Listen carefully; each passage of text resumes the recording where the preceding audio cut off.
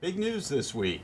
The President of the United States is a very stable genius, according to himself. So how's he putting these talents to use? Making very clear there's no collusion, no collusion, no collusion with Russia, plugging a, quote, clean Dhaka deal, then unplugging it, promoting the wall, and allowing states to make people work for their Medicaid. And it's only Thursday. We've got all that, plus a slew of Republican House retirements. I'm Chuck Lane, and joining me are Molly Roberts, post-partisan blogger and digital editor, who will be bringing in your comments, opinion writer Dana Milbank, and right-turn blogger Jennifer Rubin. Welcome to you all. But before we get to the nitty-gritty of all those heady topics, let's have a moment of fun. Earlier this week, as we mentioned, President Trump declared that he was a very stable genius, and he did that in a series of tweets. This assurance came amid questions promoted by Michael Wolff's now notorious book about his physical and mental fitness. So we're going to throw, as an exercise, a few photos of well-known people up on the screen, and we're going to ask our panelists here to decide on the spot if the person they see is stable, a genius, or, I guess this is the grand prize, a very stable genius. Let's pull up the first one. Mitch McConnell. Dana, stable, genius, very stable genius. Very stable. And what's your justification for declaring him very stable? I guess He's got that walk, he's got that move. He says the same thing over and over again. Discipline, message discipline. Message discipline. He's all about message discipline. I'll buy that. Anybody else want to weigh in on Mitch McConnell? I'd say unemotionally stable. Unemotionally stable. Detachedly stable. Emotionally unstable would be worse, but unemotionally stable is actually yes. good. It helps actually with this president. Okay, I think, to be so let's go to our next picture. Our next picture, please. Oh, Stephen Miller of the White House staff. Molly, you're in the very same millennial demographic as Stephen Miller. You can size him up. I am going to have to say none of the above. None of the above, and why not? Why don't any of these broad categories apply to this gentleman? I think if you see Stephen Miller talk, we just saw him this weekend on the news and made quite a buzz, did not look particularly stable. Yeah. People talk about him as some sort of political genius, but you read anything he's written, even all the way back to his time in college, he has these columns he wrote, he's not coming off as a genius to me. Well, I'm glad nobody goes back to the stuff I wrote in college. Either of you want to weigh in on Stephen Miller? I'm going to go with evil genius. Evil genius. That wasn't one of our choices. I'd say he's a genius at becoming a staple of late-night humor. All right, so let's go to our next. So we've got a vague consensus on some kind of genius there. What's our next picture? Our next picture. Should not. Oh, there we go. Oh, Oprah Winfrey. Stable, genius, very stable genius. Dana? Well, she's like very smart to have done what she did. And I think that speech was pure genius and wasted 48 hours of America's time on something that's never going to happen. That was pretty good. Genius. Jennifer? Genius. Genius. Molly? Yeah, I'll give her very stable genius. I'll give anything to Oprah. I'm going to give Oprah unstable genius because I think she's a little too dramatic in her performance through life. But she's no Mitch McConnell. She's no dummy, let's put it that way. Okay, who's next? Who's our next picture? Nancy Pelosi. Now that's a hard one. Jennifer, I'm going to let you go first. I would say she is an unstable, giddy person at this point, counting the House seats that's going to drop into her lap. So she is somewhere between effervescent and hysterically happy. So your position, Jen, is you don't have to be a genius to beat the Republicans in November. Correct. Molly? Well, no, I mean, I'd agree with that. I don't think I can award Nancy Pelosi genius. I think more stable than most. But Jen is right. She has a lot to be bursting out of her seat about right now. Dana? I think she is the most stable because she's absolutely unwavering in keeping her leadership over the House caucus. And genius, I'll tell you, the second week in November. All right. Who else we got? One more? Oh, well, we've already had his assessment. Let's go down the road. Molly, stable, genius, very stable genius. No. None of the above. Okay, Jen? None of the above. Dana? I think there's some brilliance there. Crazy like a fox. I think that, well, I wouldn't say that. I think it's mostly, but the president is a brilliant showman, brilliant at marketing. But I don't know what's the very opposite of stable. I'm going to fall back on if he's so crazy, how come he's president?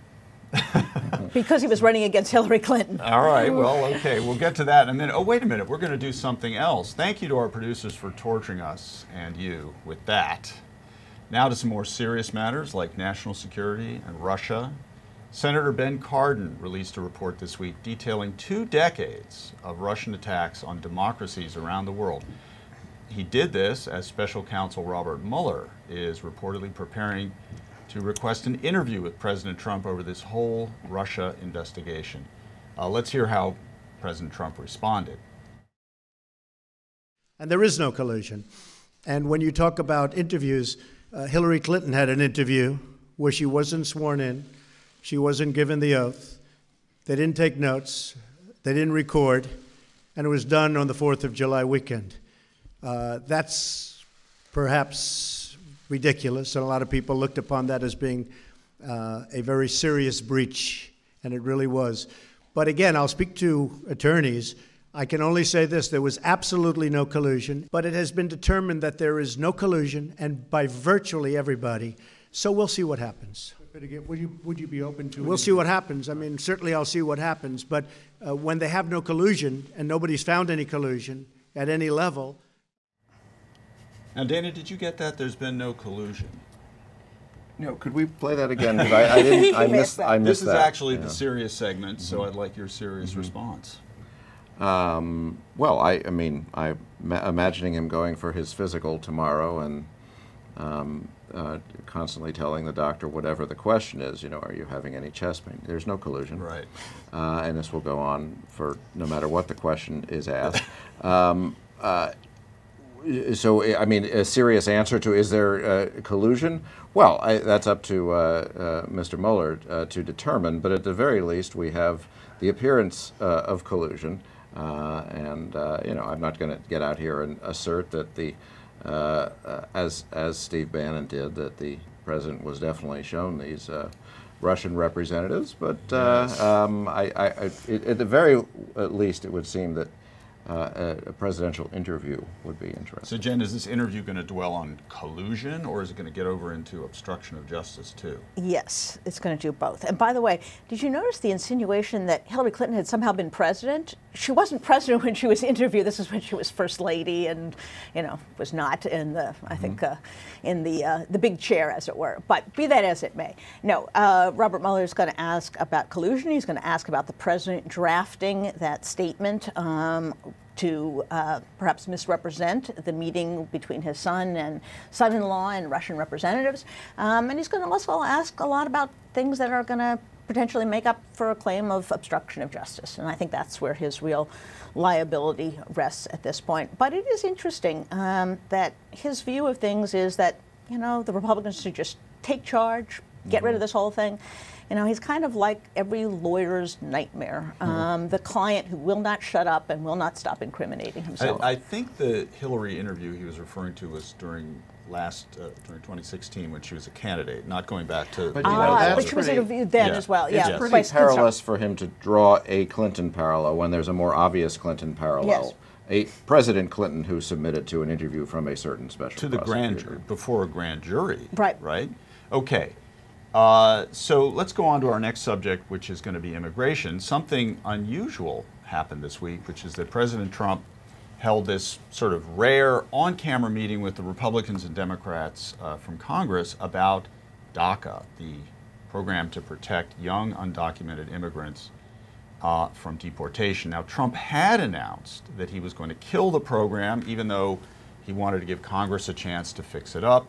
Now, at this meeting, he seemed to imply that he would support it. Let's take a listen to Senator Dianne Feinstein, who was trying to get a handle on what Trump's real position was. What about a clean DACA bill now?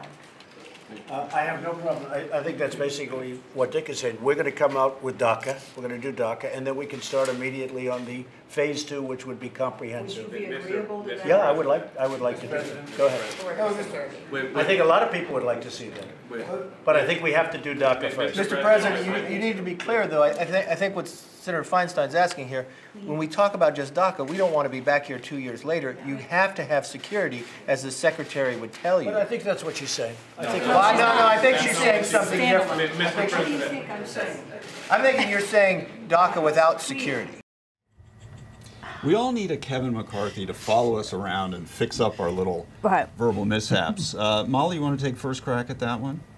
Yeah, I mean, I think as Dana wrote today, this is showing Trump is a parrot. And he is repeating exactly what the people before him are saying, and it's got to be frustrating for the Republicans. We saw the same thing happen this morning, but we saw it on Twitter, right? He tweets the FISA tweet that the Republicans don't like. You can kind of imagine someone said, whoa, whoa, hold up, and then he goes and he clarifies.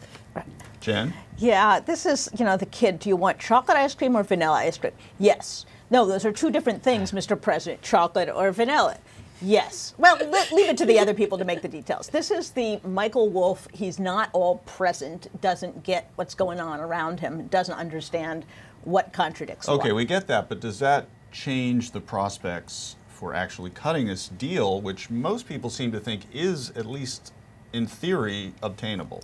If they ignore him entirely, yes, it's possible. And apparently there is being much progress made by this bipartisan group of senators who I think, if left to their own devices, could come up with something. The difficulty is that, as we know, the last person who gets to Trump can always upset the apple cart. And in this case, that apple cart upsetter would be none other than Stephen Miller. Our stable genius. Yeah, exactly. So, Dana, you're a stable genius. Explain to me whether there can be a deal here where they build something and he gets to call it a wall maybe, and the Democrats can deny it's a wall. Is that what this all hinges on? While not accepting the stable genius premise of the question, yes, the deal is so easy to do at this point.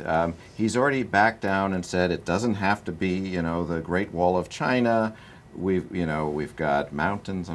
They're really Rivers. mountains, but rivers. Right. He thinks they're mountains, but and he's saying we need to do what we've always done at the border and have walls where it's appropriate, and everybody. I mean, what Democrat cannot get on board with saying, yeah, we'll spend some more on border security? There's no problem there. So the deal is ready to be had. Throw in DACA. And we're done by the time this show is over. That has nothing to do with what the president is doing, because as we saw, he has no particular position on this, and he's just repeating the last word that was said. And I think he's not necessarily agreeing with the person. He's just saying words. I have to admit, I'm a little puzzled because he has, not to mix the metaphor here, he has dug himself into a big hole about building the wall. He insists on it. It's got to be a wall. It's got to be a wall. And the trick there is that a lot of people who voted for him, his proverbial base, are still in the, I believe, the president mode on that point. Okay, so let's go over to Medicaid. But Chuck, he can build a wall that goes from me to you, and he say, I built a wall, and they'll all say, bravo, Mr. President. I guess we'll find out. I mean, they've swallowed a lot of other things. Now to Medicaid. The Trump administration announced Thursday that it will let states seek work requirements for Medicaid recipients. This is a big policy shift. It could affect millions of adult Americans who benefit from the federal state health coverage largely under the Medicaid expansion wrought by Obamacare. Now we're talking about something that is, if anything, even more of a life and death matter than who gets across the U.S. border. We're talking about health care.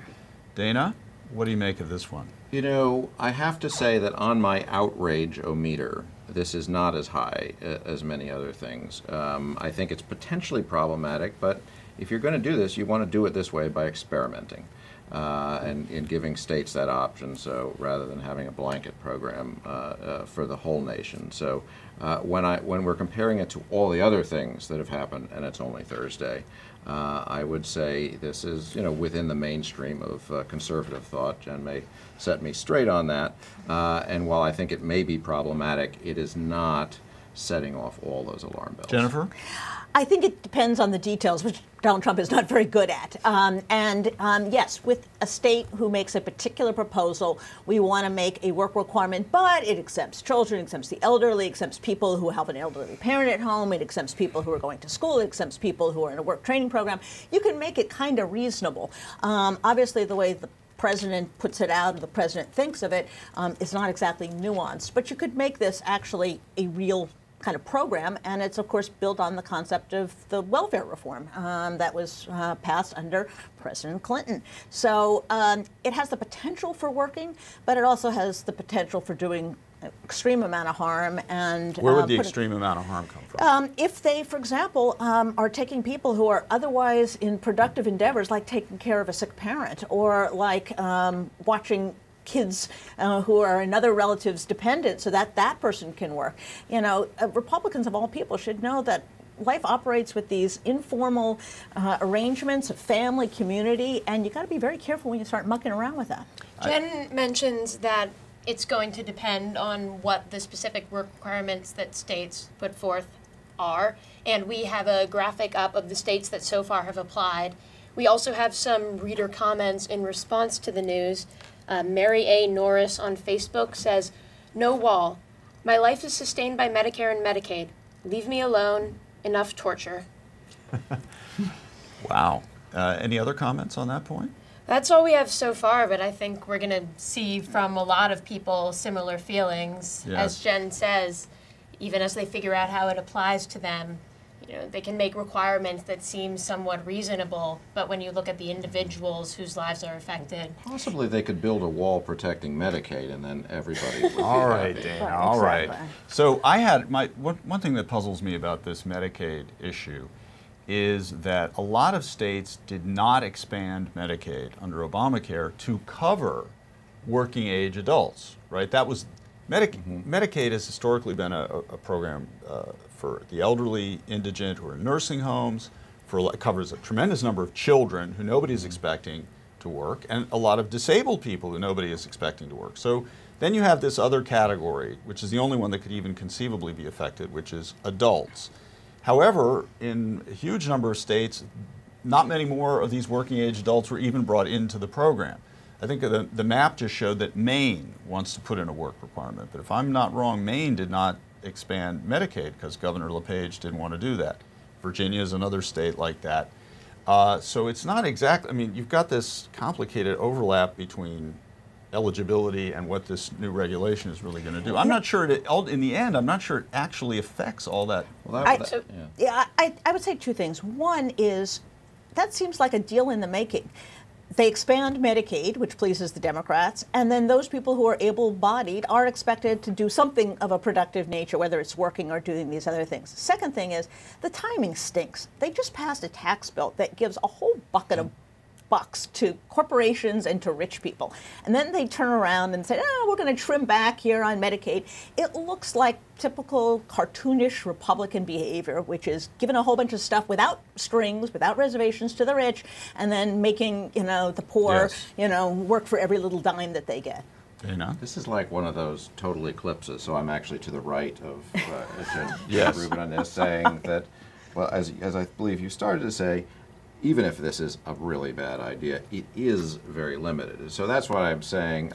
Maybe I don't support the idea, but if you're going to do something bad, at least do it only in 10 states, and those states would have fairly limited populations that would be affected. I mean, the other reason it doesn't affect a lot of people, though, is that a lot of working age adults who are receiving Medicaid now already work. In fact, the majority of them already do. I think the number is 60% who are the account holders, so to speak, on the Medicaid are themselves working, and an even higher percentage, over 80%, are in or nearly 80%, sorry, are in households where somebody works.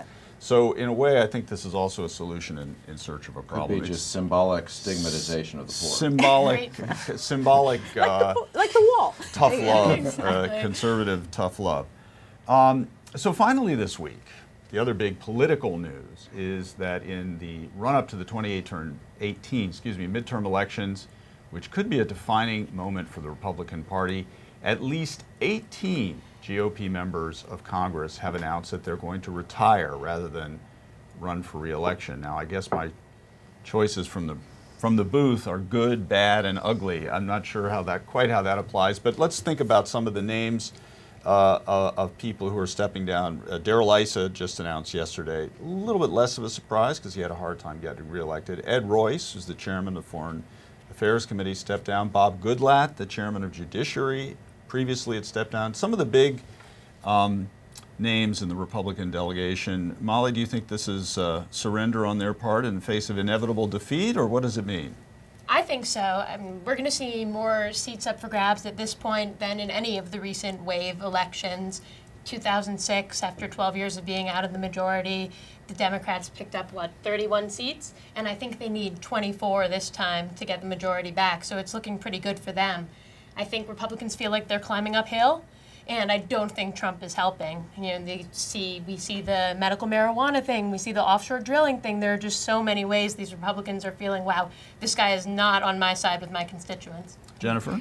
There are 9 committee chairmen. That's a huge number. And what those people are doing is they are cashing out. While they still have the chairmanship title, they can then go out and find themselves a nice K Street position, a few corporate boards. When you're the ranking member of the XYZ committee, you have a lot less purchase, literally, out there in the afterlife of a congressman. So I think these people are getting out, and let's face it, you know, being in Congress isn't what it's cracked up to be.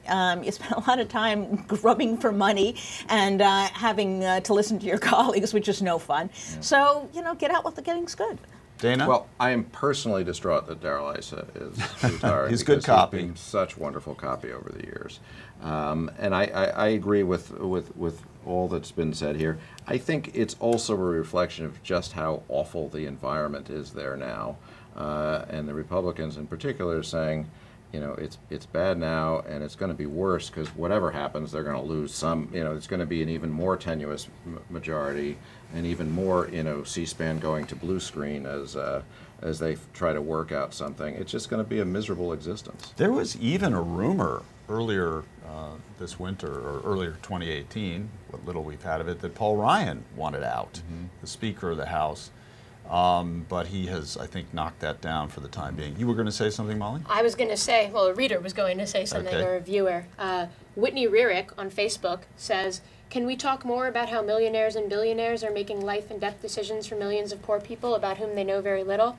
I suppose it's been this way for a long time in Congress, but lately things seem even more mean-spirited. So I'm wondering, these changes that we're talking about in Congress, possibly, would that make a difference for this complaint, or?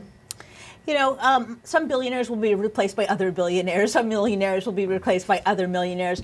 I think what you are going to see is potentially a younger crop of candidates. And Democrats have done something very smart. They've gone out and gotten a bunch of millennials because they know millennials vote in large numbers for other millennials. And they've gotten a lot of people who, for example, have Iraq War background. So you could get potentially some smarter, younger people there, or you could get more of the same or even worse. Dana? But unfortunately, until we elect a new Supreme Court, that it's going to be all about money, and billionaires are going to run our political system. I sort of have a slightly different view, which is that the 2006 wave that the Democrats pulled off is slightly misleading indicator because the map was not as gerrymandered in favor of the Republicans as this one is. So it's entirely possible to me that the Democrats could retake the House. I just think it's a harder slog for them than it was in 2006. And I wouldn't be surprised if the woman the Republicans are likely to run instead of Darrell Issa out in that district, run stronger than Darrell Issa would have, because he's kind of, at this point, he's a little bit of damaged goods, even among Republican voters. So I wouldn't count the Republicans out so readily.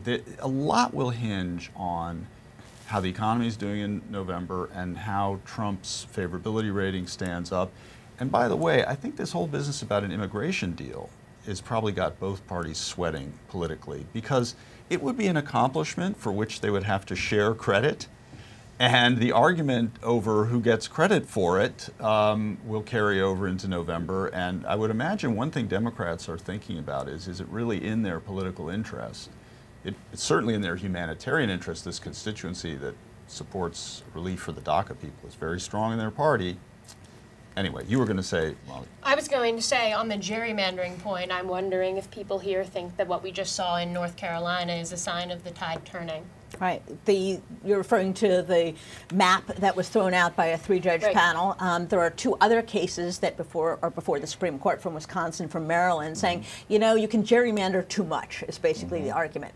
We've not yet had precedent that said that you can gerrymander too much by politics. We've seen cases on race, and that's the $64,000 question, which is the Supreme Court going to come in and put its foot down and say there's some limit, and if so, are we then going to have every single one of these maps being redrawn by some court? No, and that is potentially beneficial, and I think it's interesting that the Maryland case is pro-democratic gerrymandering, so they can get together and say, no, this isn't acceptable for anybody. But even if it were, you know, lines were created by computers to be optimized for fairness, it's still going to be tilted towards Republicans because Democrats are all packed into cities and Republicans into rural areas. So that's, you know, it's always going to be the case, or for the foreseeable future, that Democrats can win the popular vote by a decent share and not win the House. Well, I think, you know, it's also unclear to me legally, and I admit not having read today's stories on this point, but whether this North Carolina ruling will end up actually being in effect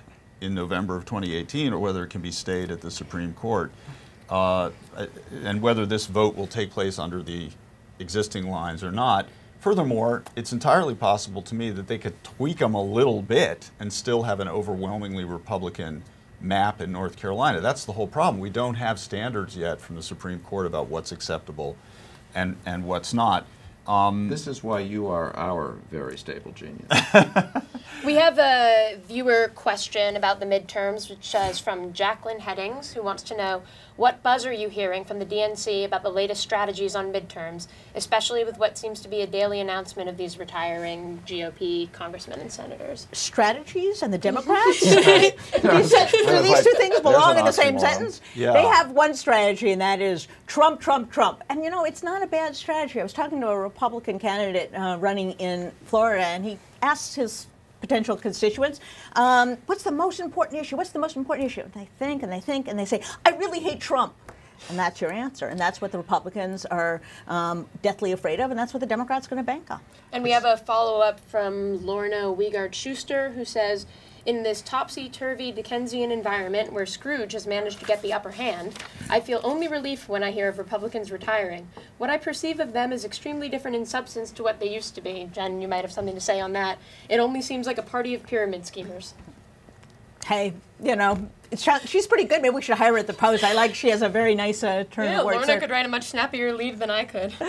Well, it depends on who they're replaced by. I mean, not all of the Republicans retiring are, you know, if they're replaced by Trump-friendly Republicans, that's not a favorable trade. I don't think Ed Royce is a problem for our country. I think he's one of the good guys. And in fact, what happens in these elections is the good ones usually get picked off because they're in more competitive states. So you have people who have been moderate, who have been, you know, somewhat critical of the president, probably losing their seats. So you might have a smaller and worse Republican Party. A bigger party. pyramid scheme. Well, we've only talked about the House so far, but you know, there are a couple of developments in the Senate. Kevin Cramer, who was considered a very strong candidate in North Dakota against Heidi Heitkamp, has decided not to run, and young Mr. Mandel over there in Ohio suddenly dropped out of the race due to an illness in his family. So all of a sudden, 2 Democratic senators who were kind of in states that Trump carried and thought to be endangered are in better shape. But we're out of time.